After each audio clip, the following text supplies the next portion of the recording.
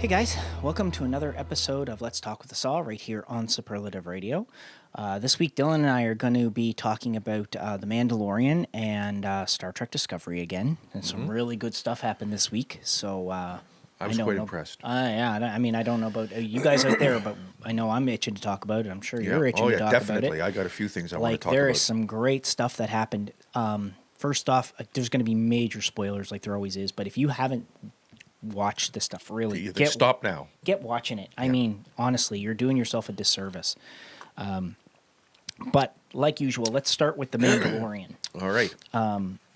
Just because, we finally have a name for the child, Baby Yoda. Yeah, finally. Yeah. That surprised me when she was talking to him and she said, So like I said, we were going to have Ahsoka up here in this episode, and it was titled The Jedi. Yeah, and she did. And she was played by Rosario Dawson. Rosario Dawson, that's right. Here's to you. That was a well she played played part. that character incredibly. Yeah, she did a great job. Especially if, for those of you out there that have watched the Clone Wars animated series that they did, that took place between Attack of the Clones and Revenge of the Sith, or Star Wars Rebels, where they had Ahsoka as well, like she played that character just bang. She did on. Well. Yeah, very well. I enjoyed it thoroughly. Good. Yeah.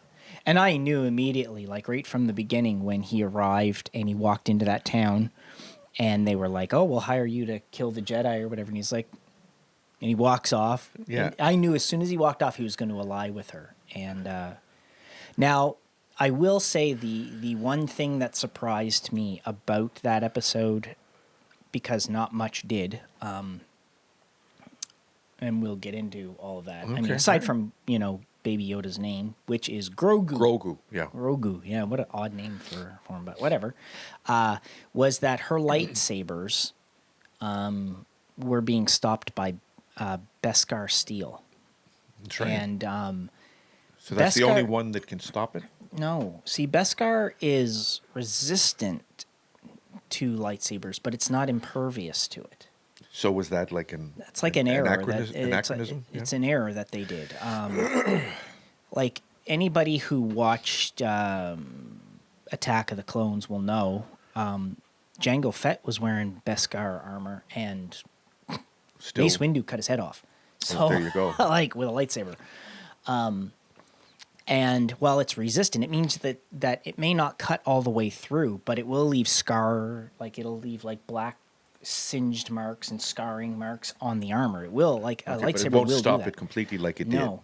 did. The only real type of metal or armor that is resistant to lightsabers in any major way is cortosis, and Darth Vader's outfit was made of cortosis. So that's why even when Luke would strike him with his lightsaber, it didn't really affect him much. Oh. Yeah, so like cortosis is the only thing that I knew of. But I knew Beskar was resistant to it, but I just didn't. That's something I guess Disney has decided to change, is to make it like it can stop a lightsaber. But I mean, if blasters could still affect him, then a lightsaber should still be able to affect him. What did you think of it? Did you like it? I think I think you did, eh? Yeah. But she did a fantastic job. She even, I don't know if you noticed, but she holds her lightsabers in a very unique way.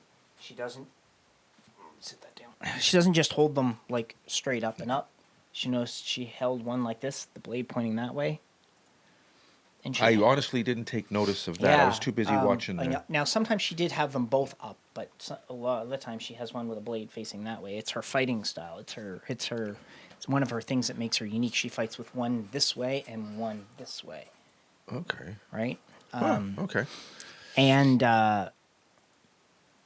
it's just, she's a really cool character. But it was really good to see the two of them team up. And quite the fighter, though.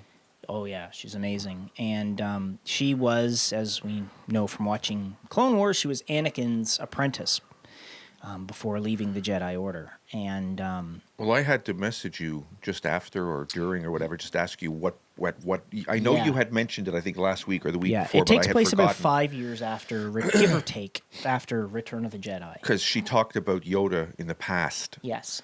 So that was where I went, oh, well, wait a minute. And then I didn't remember you mentioning, Yes. so I had to I don't know message if you and ask you when it took place. now. 'cause See, I don't know if she knows that Yoda is dead or not.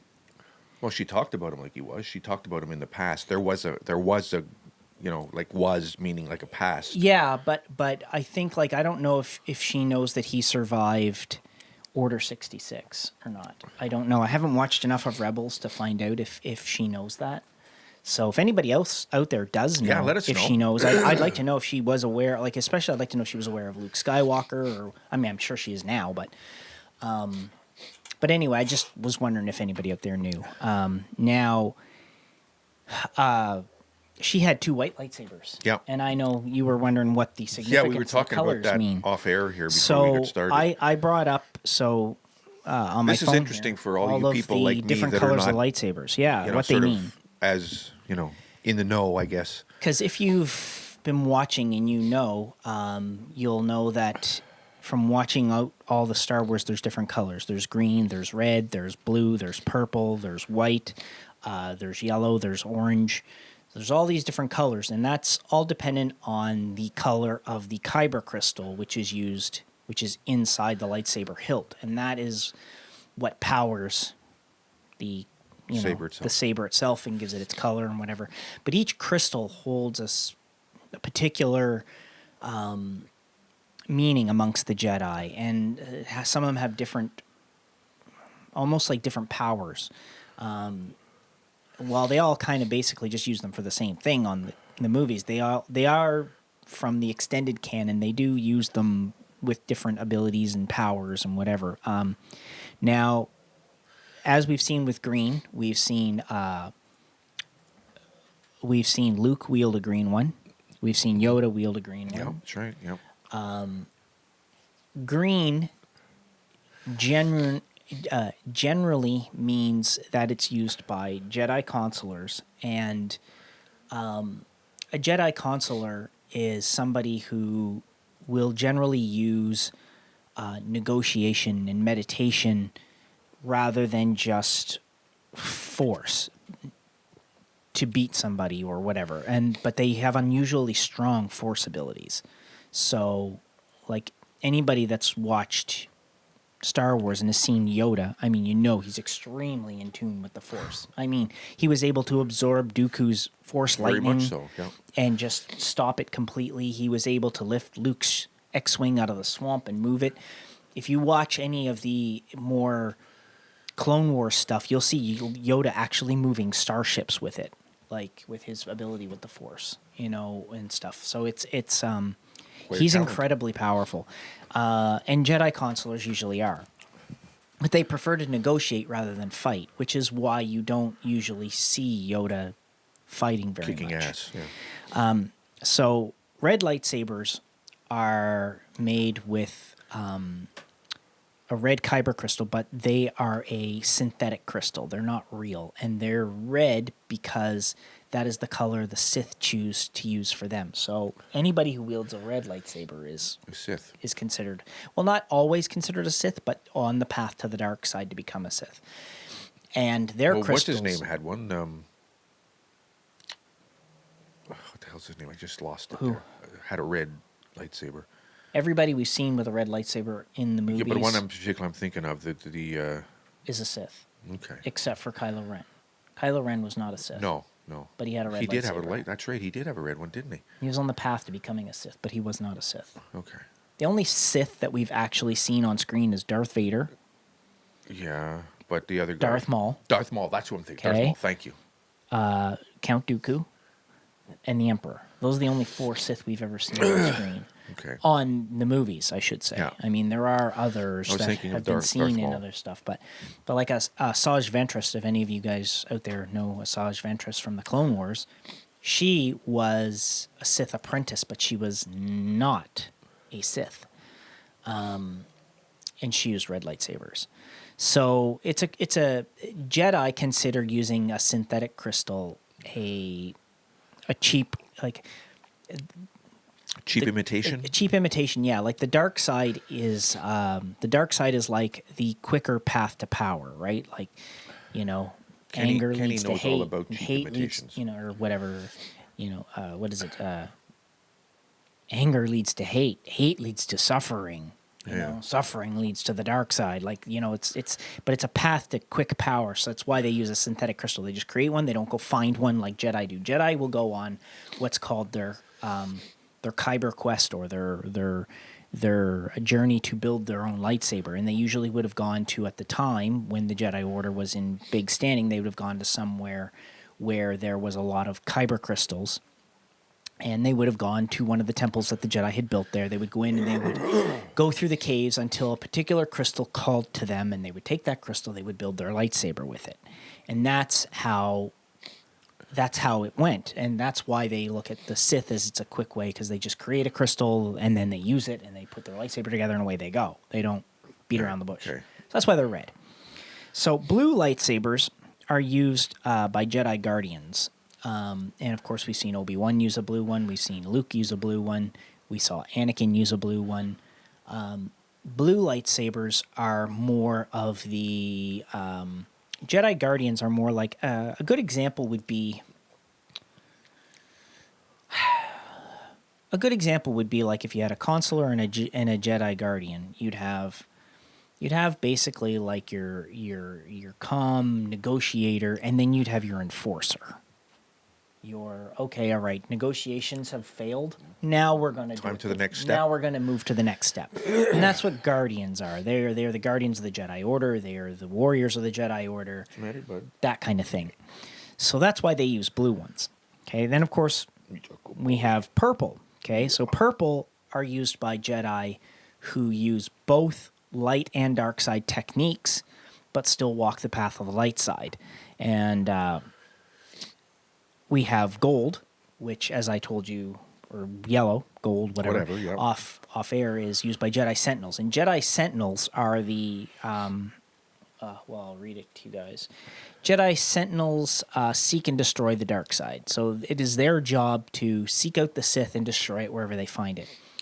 In the movies, we saw Leia wield a gold lightsaber. That's right. I remember that. Leia was... I'd never seen one before until that point. Leia was Leia was going to be a Sentinel. She was going to be someone who would seek out and destroy the dark side. Because out of her and Luke, she was actually the stronger in the Force than Luke was. And that's part of why she could... That's part of why she still had memories of her mother. It's part of why she could sense Luke even when he was reaching out to her with the Force. Remember when after he'd fell on Bespin and he was hanging upside down on the Cloud City? Like, it was part of why she could hear him. It was part of why when he said, "You're my sister," she's like, "I know." And for some reason I've always known, like she was more in tune with the Force naturally than he was. Yeah, okay. So it meant that she was generally the stronger one. And when Obi-Wan and Yoda had spirited away Luke and Leia, it was under the guise that they would train Leia to be the one to destroy the Sith, because they knew she was stronger with the Force rather than Luke. So when you hear in The Empire Strikes Back, when Luke takes off and flies away and Obi-Wan's spirit says to Yoda, "That boy's our only hope," and Yoda says, "No, there is another." He's talking about Leia because he knows Leia is the more powerful one. Okay. And he was the one who was... Yoda was expecting Leia to arrive on Dantooine, or what the frig was the place called? Dagobah. He was expecting that to be Leia landing there, not Luke. Because he was expecting to have trained Leia. And but anyway, it worked didn't turn out that way. It didn't turn out that way. I really think we were jilted out of seeing Leia as a full-blown Jedi Sentinel. I think it would have been really impressive. So then there's orange. And orange is... it's also used by sometimes Jedi Sentinels and others. Cheers, thank you. You're welcome. And others Marky who G? seek to destroy the Sith. So it's very similar. And of course, there's lighter and darker versions He's a smart ass of too. both the yellow and the orange. Of course, then there is silver. And silver lightsabers are used by those who are, as they say here, calm and focused on the living force. They're very rare. You don't see silvers very often. Then, of course, there is white. And Which is the one we white saw last is night. the one that you see when you see Ahsoka. Ahsoka has 2 white lightsabers that she built. White is... White is right. Yeah, white is generally used by those who aren't Jedi, but are Force trained like a Jedi or Force sensitive, and usually have an obedience to a larger cause, like they've given themselves to a greater cause. Ahsoka, as you guys will have known now from watching the episode, Ahsoka's goal was to find out where Grand Admiral Thrawn was. Now, for those of you that know a little bit more about Star Wars Rebels, and of course from the old expanded universe stuff, Grand Admiral Thrawn was one of the... He was like Grand Moff Tarkin, or Grand Moff, what's-his-face, that's in Mandalorian. He was like a higher up in the Imperial, and he took a part of the Empire after it fell, and much like that other Grand Moff does, that's the villain in Mandalorian, which I can't, remember lost his name. the name, but I know who you mean. But anyway, that's who she's looking for. And one of her causes was, while the Empire was around, the Empire was going around and they were taking all the Force-sensitive children and they were training them as dark apprentices or Inquisitors or Jedi hunters or whatever, right? So Ahsoka had been going around with the rebellion before, and what she was doing was she was rescuing all of the Force-sensitive children and hiding them away. And that's what she had been doing, and it was in direct contrast to something Grand Admiral Thrawn was doing. So that's why she's looking for him. But they were going to make, they were going to have her, or the Mandalorian was going to have her train Grogu. Thank you. Yeah. I lost the name again. But she wouldn't. No, she didn't. Refused. No. Yeah. And her refusal... because he's so close to the... You know, I don't know if I believe that reason. I think a lot of it has to do with she left the Jedi Order because she felt betrayed by it. They didn't believe her when she needed them to. And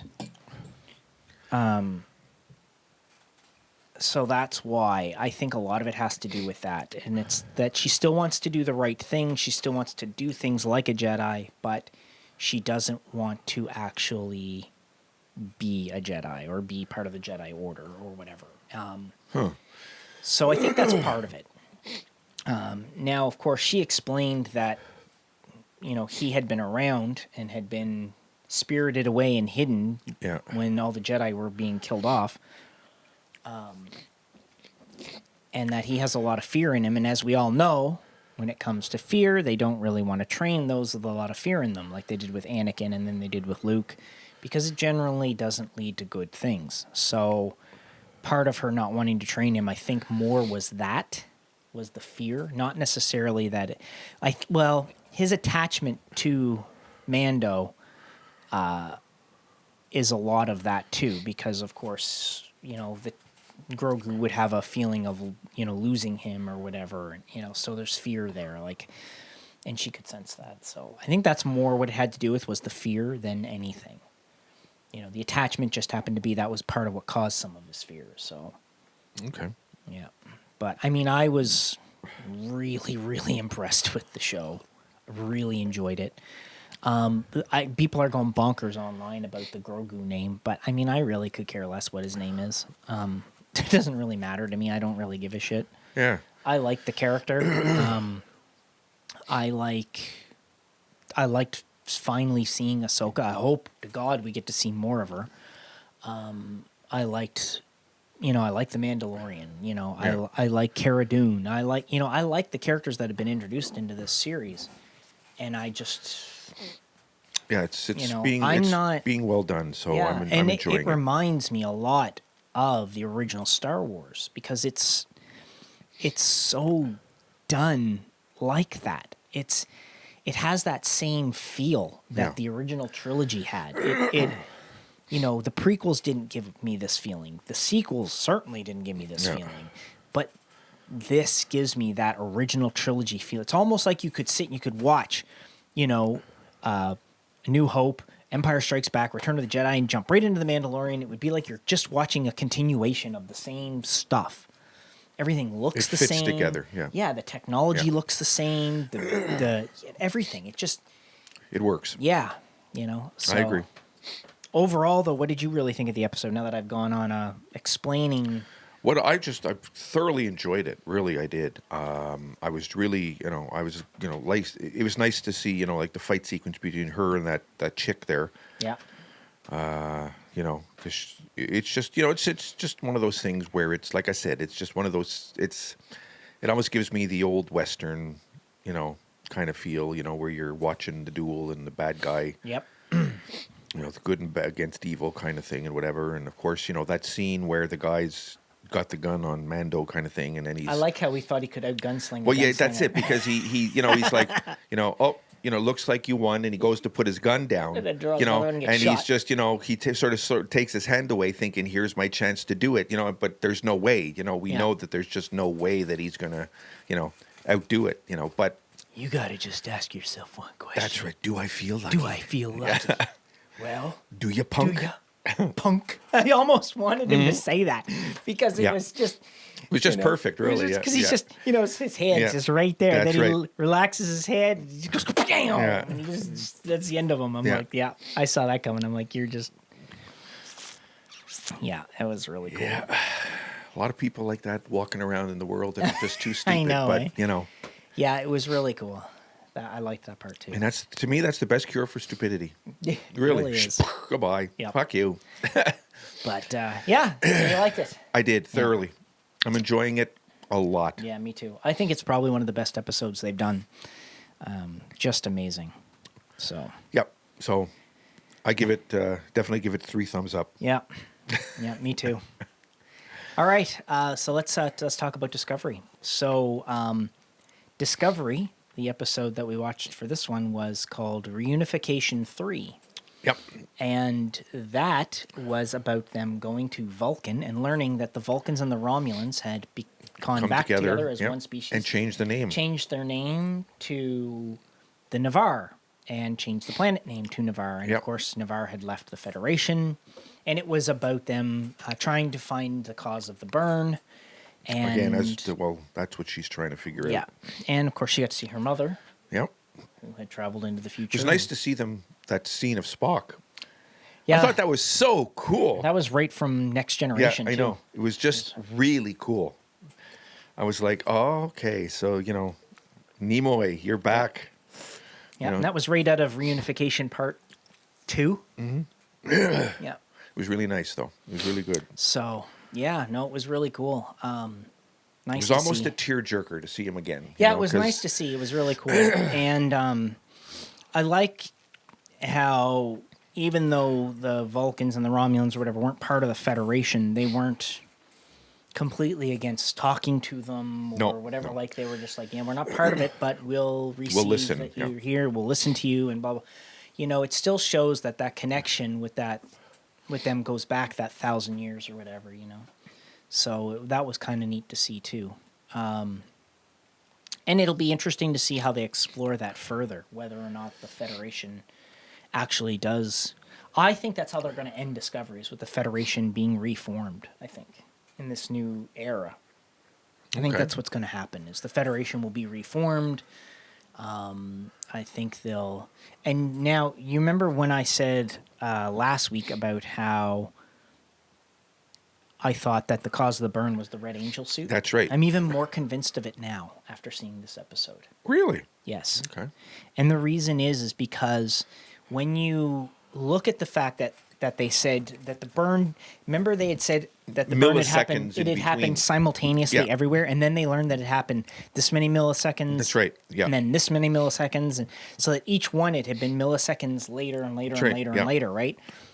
And I think what that is that was caused by a time explosion, a time rupture. That's why it was milliseconds and milliseconds and milliseconds, because it was traveling through time. Really? Yeah, that's my theory.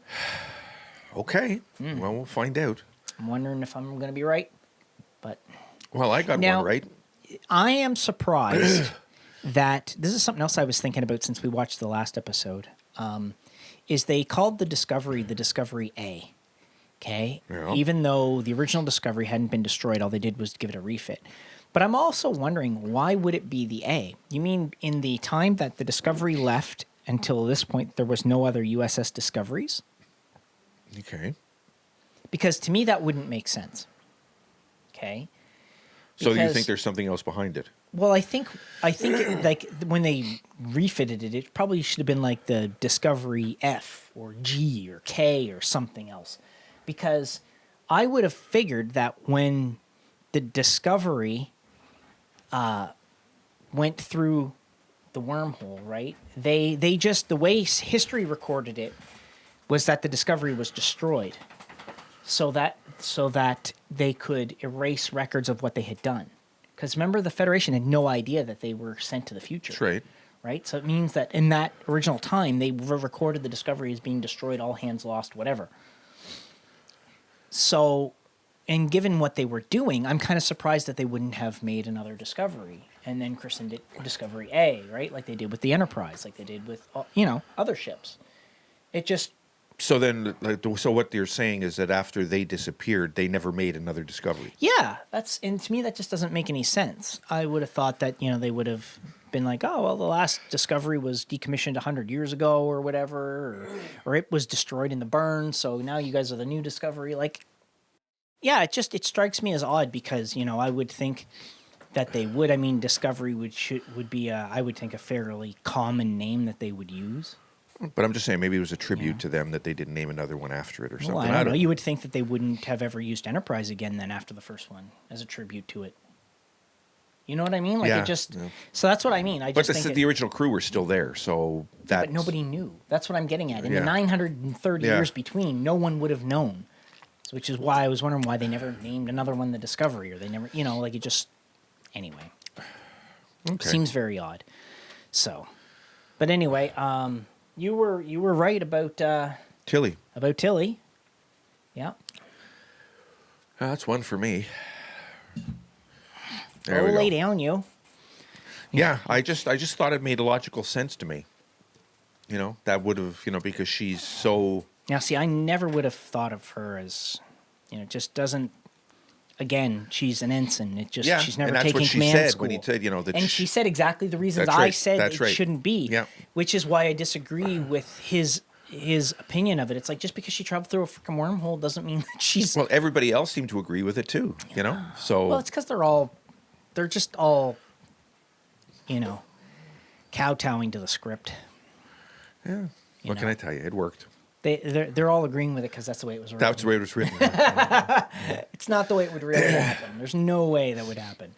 They would pick the next most senior officer that has some command experience. That's just what you would do. That's a sign of a good captain. And, well, I think Saru is doing an okay job as captain. I like Saru. I do too. He's probably my favorite character on the Discovery. I just think that it's like... I thought Michael was. Oh, fuck off. Hate that character. And even more so now, because she was the only one that could convince the Romulans and Vulcans about... Oh, frig. Because she was Spock's sister and blah, blah, blah, blah. Slap. Anyway, I think she's doing a good job. I like the whole concept of it, and I think she's doing good. And I'm curious to see where it's going to go now that she's decided she's going to stay there. No, it's just that I think with her, again, it falls back to the whole, well, she's the only one that can do, and it just, Well, whatever. they got to stop with that. Like, she can be useful. Like, it's Kim and I had this conversation about, because she said, you say that a lot about female characters. And I said, because they're always so poorly written. I said, she said, you didn't say that about Ahsoka when we watched The Mandalorian. Yeah. I said, that's because she's a good character. I said, I like female characters that are strong, powerful, but also know their limitations and when to ask for help. And I said, if you notice, I said, Ahsoka is all of those things. She's strong, she's powerful, but she knew she needed the Mandalorians' help to really take that city back. There was no way she would have been able to do it on her own. And even he said that. He's like, even with your laser swords, you won't be able to do it. There's too many of them. Yeah. And he was right. They needed to work together. They never would have saw it coming like they didn't, and that's why it worked.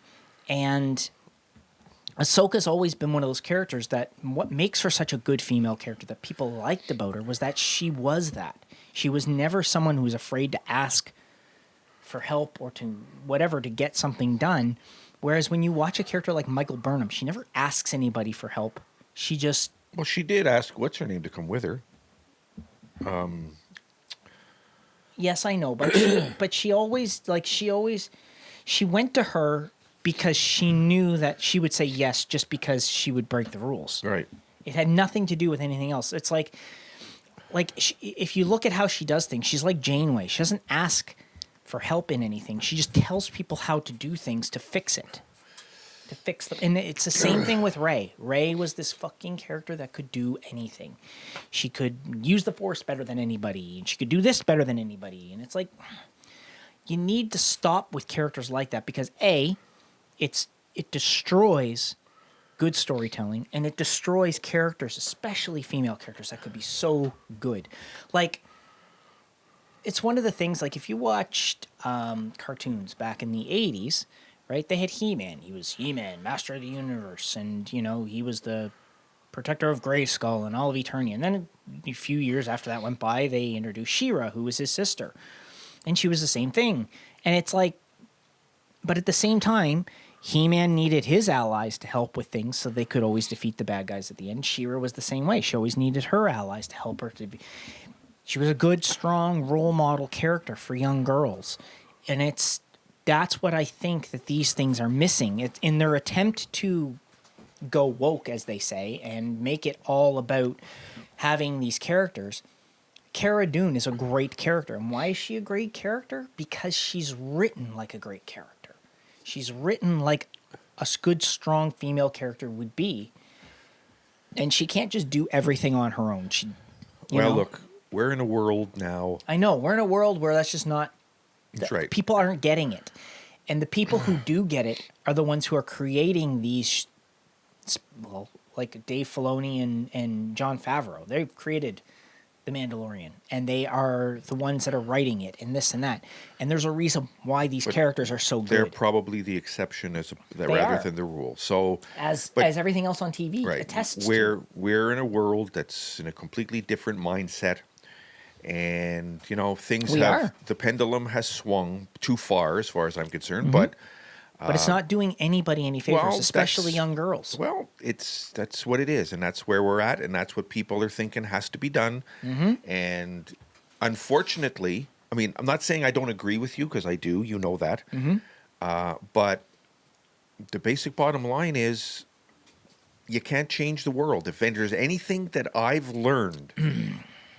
in my years, because I've tried to fight and fight, you can't.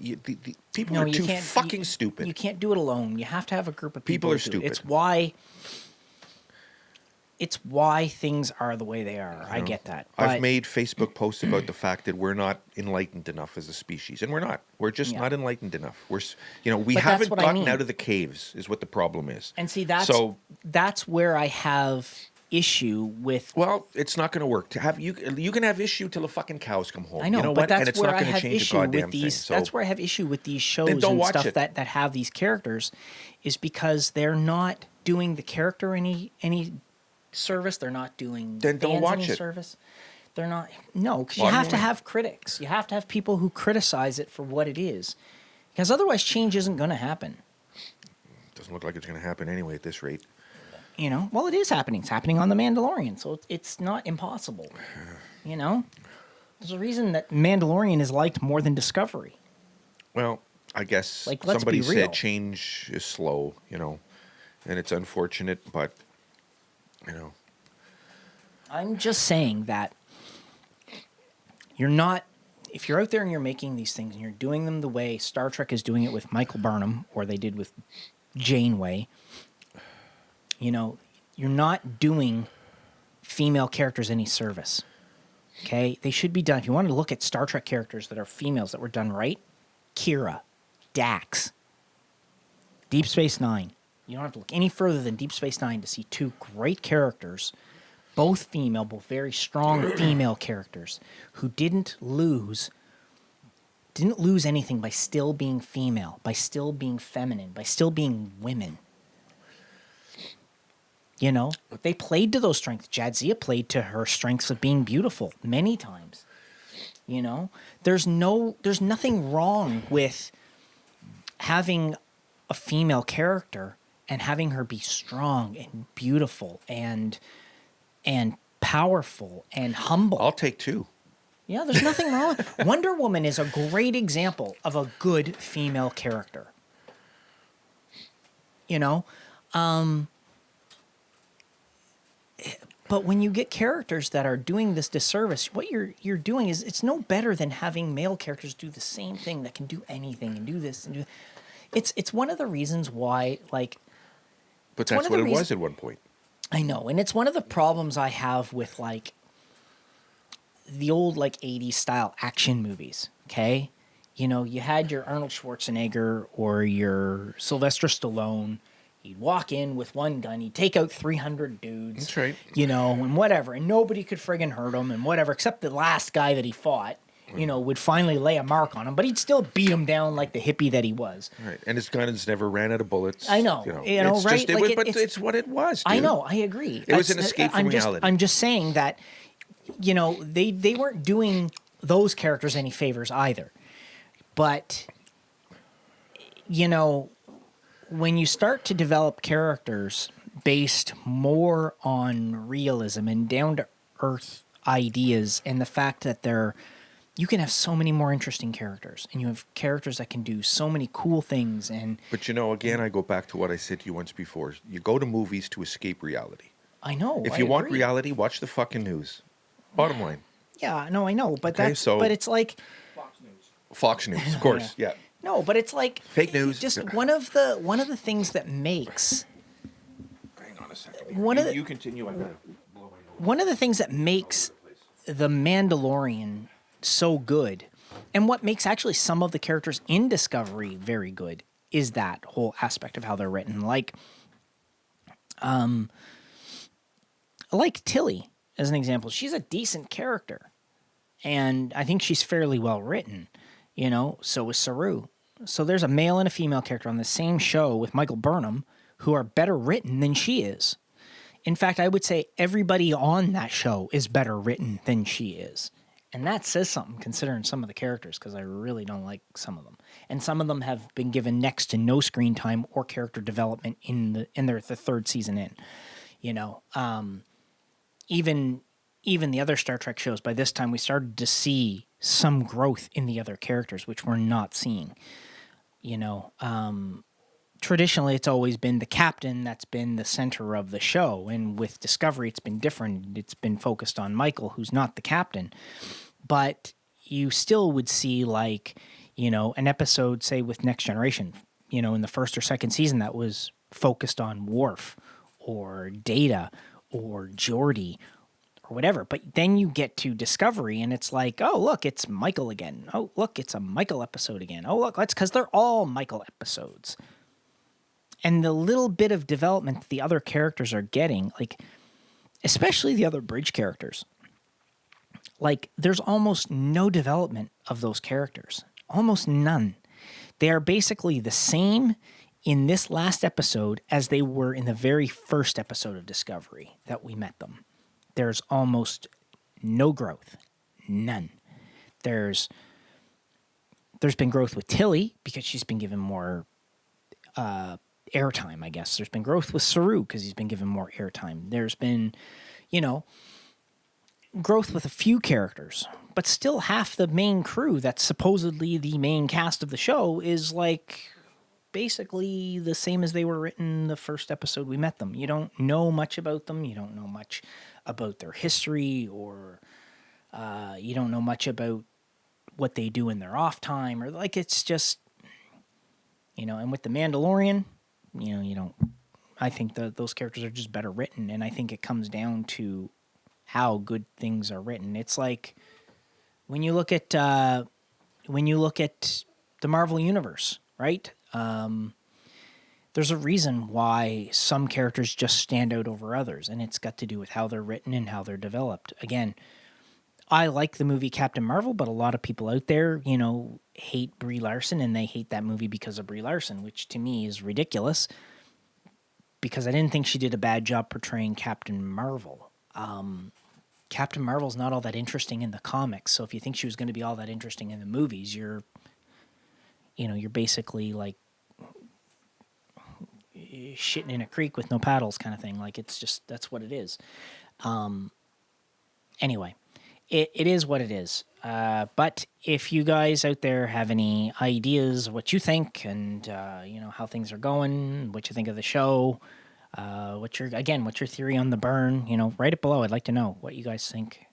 What do you think caused the burn? What do you guys think, how do you think Discovery will end? Do you think they'll reform the Federation? Do you think, the Vulcans and the Romulans as the Navarre will come back? Do you think the Trill will come back? The Earth will rejoin? Do you think all these planets will rejoin the Federation?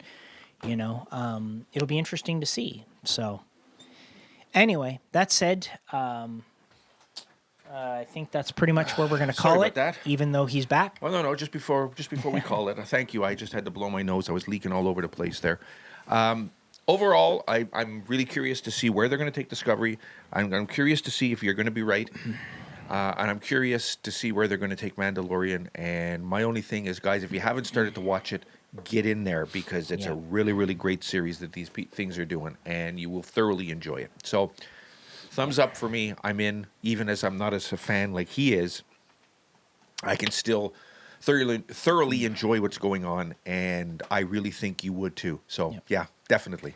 Anyway, that said, thanks so much. No, thank you. We'll see you guys next week for another episode. Oh, when is the other stuff start? Is it this next month? Because we're into December pretty much. So I know Pennyworth, Pennyworth and WandaVision are supposed to start in December. So okay, so we'll be by the time Mandalorian is winding down, and by the time Discovery is winding down, it'll be 2 other shows to talk about. Good. All right. Anyway. Okay, guys. We will catch you guys next week for another episode. Thanks so much for watching, listening. Comment below. Please do, yes.